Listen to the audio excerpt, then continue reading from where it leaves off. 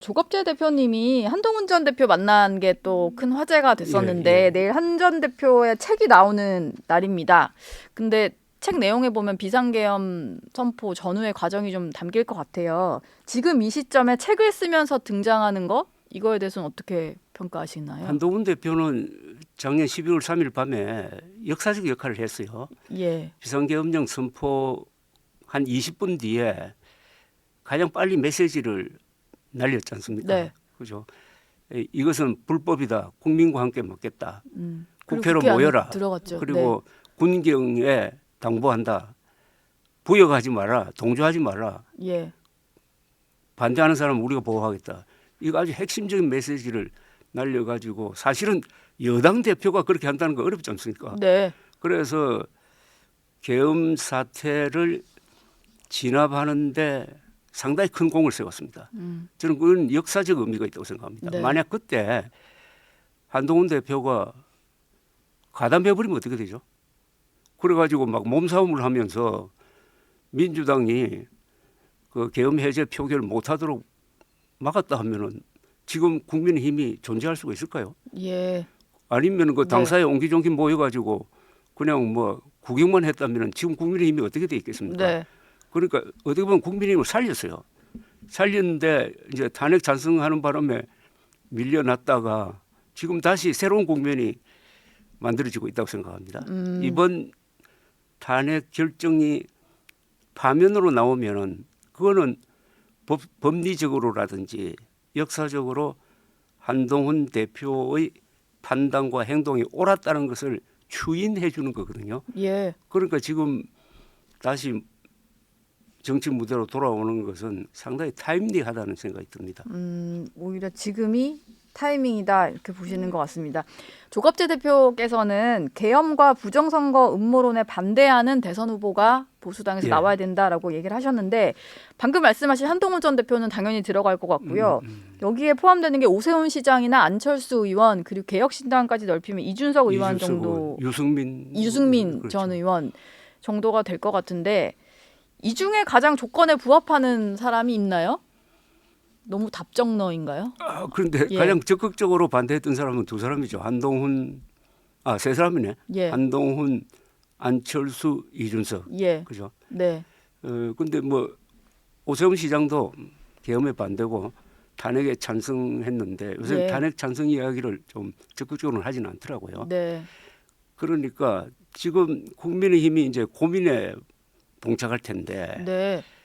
이 경선 과정에서 탄핵 찬성한 사람과 탄핵 반대한 사람 사이에 일종의 노선 투쟁 비슷한 게 일어나지 않을까요? 저는 그건 좋다고 봅니다. 예. 좋은 건가요? 네. 네. 그렇게 격돌하는 것을 경선의 주제로 삼으면은 네. 경선 드라마가 흥행에 성공할 것 아닙니까? 예. 시청률도 막 올라갈 거라고. 네. 오히려 저기는 이재명 대표 외에는 잘 보이지 그러니까 않는 거기는 재미가 상황보다는 없고 네. 이건 드라마를 만들 수 있다고요. 예. 그래서 누구든 뽑히면은 네. 그분이 반 이재명 연합 전선의 대표가 될 수 있지 않을까요? 치열하게 지금 뭐 비상계엄에 대해서는 잘못됐다는 게 어느 정도는 공감대가 있는 것 같고 그 이후에 탄핵 거기에 대해서 치열한 논쟁 끝에 올라선 후보는 그렇죠. 경쟁력을 더 가질 수 있을 거다. 그렇죠. 이렇게 보시는군요. 국민의힘이 아마 대선 과정에서 거쳐야 될 또 하나의 변수는 명태균 씨 예. 관련 논란일 것 같아요. 뭐 최근에 보면 김건희 여사와 명태균 씨 간의 뭐 녹취까지도 공개가 되고 있는 상황이고 명 씨도 지금 옥중에서 계속 여권 예. 유력 주자들과의 연관설을 주장을 하는 상황인데 이게 변수가 좀 될 수 있다고 보시나요? 저는 별로 안 된다고 봐요. 예. 왜냐하면은 명태균 관련 기사는 이미 국민들이 흡수해가지고 이게 여론조사에 반영돼 있다고 봅니다. 네. 아 뭔가 새로 나온다고 요동치 네, 여론이 그러니까 아니고 결정적인 게 나오지 않을 것 같고 네. 나온다고 한들 조기 대선으로 들어가면은 윤석열 대통령은 이미 어떻게 보면 과거 인물이 돼버리는 것 아닙니까? 네. 그래서 이 폭발력이 예. 생각처럼 언론이 보도하는 것만큼은 여론에 미치지 않을 거라는 생각이 드네요. 예. 근데 뭐 홍준표 시장, 오세훈 시장과 뭐 만났다는 식당 이름까지 계속 내고 뭐 사진도 추가로 공개하고 이런 거잖아요. 그 대권을 준비하는 그 잠룡들 입장에서는 좀 난감할 것 같긴 한데. 근데 이 사건의 본질은 말이죠. 예. 그 정치 브로커란 명태균이라는 분이 여기저기 다니면서 로비한 것 아닙니까? 네. 다만 로비 대상이 대통령 부부였다는 점에서 이게 굉장히 커진 사건이에요. 파급력이 컸죠. 예. 그것 때문에. 그런데 너무나 큰 사건이 지금 진행 중이고 예. 그다음에 현직에 있지 않는 윤석열 대통령과 김건희 여사를 주타겟으로 한 어떤 뭐 공작이랄까요, 수사랄까요. 그러니까 언론의 집중 보도는 저는 영향력이 떨어진다고 봅니다. 그 대표님과 얘기를 하다 보면 한동훈 전 대표나 이준석 의원에 대한 평가가 어느 정도 좀 긍정적인 평가를 하시는 것 같은데 제가 문득 좀 궁금한 게 생겨서요. 이준석 의원에게 제가 질문을 여러 번 해봤는데 한동훈 전 대표에 대한 평가가 되게 박하더라고요. 그렇습니다. 두 사람이 그렇죠. 예, 특히 뭐 이런 표현을 쓰던데 술 안 먹는 윤석열 대통령이다 이런 표현 씁니다. 대표님 보시기에는 어떤가요?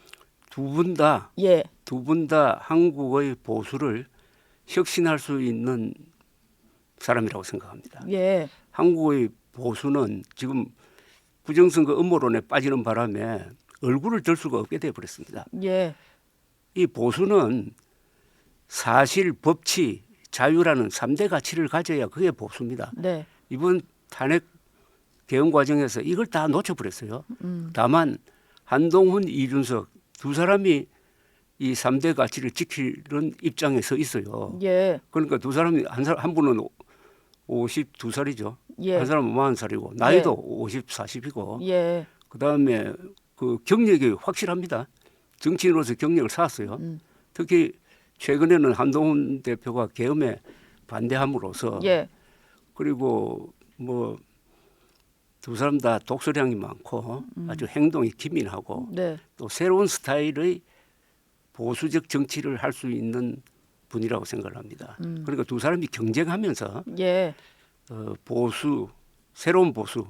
그러니까 새로운 보수라는 것은 과거의 보수가 반공에 너무 치우쳤다 이겁니다. 네. 새로운 보수는 반공을 가져가더라도 반공 자유민주주의, 페어플레이를 하는 네. 그런 보수를 해야 되는 것 아닙니까? 예, 그런 젊은 점에- 층에도 소구할 수 있는 그런 점에서 두 사람이 예, 콤비가 되어도 좋고 경쟁자가 되어도 좋고 예. 뭐 술 먹는 윤석열 대통령, 술 안 먹는 윤석열 대통령이다라는 평가에는 좀 공감하시나요? 저는 예, 한동훈 대표가 져야 할 게 윤석열 대통령과 같은 뿌리라는 거. 예, 특히 그 특수부 검사. 네, 그런데 그런 문제점도 작년 12월 3일의 결정적인 행동에 의해서 상당 부분 해소가 됐다고 그럴까요? 예. 뭐 상쇄가 됐다고 그럴까요? 그렇게 생각합니다. 마지막으로 이재명 대표 얘기 좀 여쭤봐야 될 것 같습니다. 내일은 또 이재명 민주당 대표의 공직선거법 2심 결심 공판이 열리는 날인데 검찰이 구형을 할 것이고 아마 뭐 최고형을 구형을 하겠죠. 그 3월 중순에 또 이게 결론이 나오는데요. 이 대표는 대통령이 되면 진행 중인 재판이 정지되는 게 다수설이다 이런 주장을 좀 하고 있어요. 그 예. 아주 재밌는 말도 개발을 했던데 네, 소추에서 소는 기소를 의미하고 추는 재판을 의미하니까 예, 분리해서 그걸 재판도 중단된다는 취지의 이야기를 했는데 네. 그것보다는 상당히 언론이 약간 놓치고 있는 게 작년 10월 국정감사 때 헌법재판소의 사무처장이죠 아마 그분이 나와가지고 국민의힘 국회의원의 질문에 헌법 84조에 대해서 물었어요. 예, 네, 그러니까 이분이 재판이 진행된다고 본다는 이야기를 했어요. 지난 국정감사 때 네, 아주 중요한 이야기입니다. 헌법재판소의 사무처장이 나와서 그런 이야기를 했으면은 네. 다수설은 재판이 진행된다고 봐야죠. 그 말은 국회에서 했던 말이니까 속기록도 남아 있을 거고 아니, 음성도 그건 뭐 영상에도 영상도 남아있어요. 남아 그건 있으니까. 공식적인 의견이에요. 네, 근데 그 발언이 나오도록 여러 가지 논리를 전개한 사람이 또 한동훈 대표였습니다. 아 그래요? 예, 84조를 가지고 예. 어떻게 보면 처음에 그 얘기 글 한동훈 올렸었죠. 대표가 84조의 유권 해석을 받아가지고 윤석열 이재명 대표의 발목을 딱 잡고 있는 그런 모양인데 네, 이게 아마 선거판에서 굉장히 중요한 쟁점이 안 되겠습니까? 예. 그러니까 이렇게 나올 것 같아요. 이재명 후보 당선되어 본들 1년 안으로 대통령 보궐선거 해야 됩니다. 이렇게 나오지 않을까요?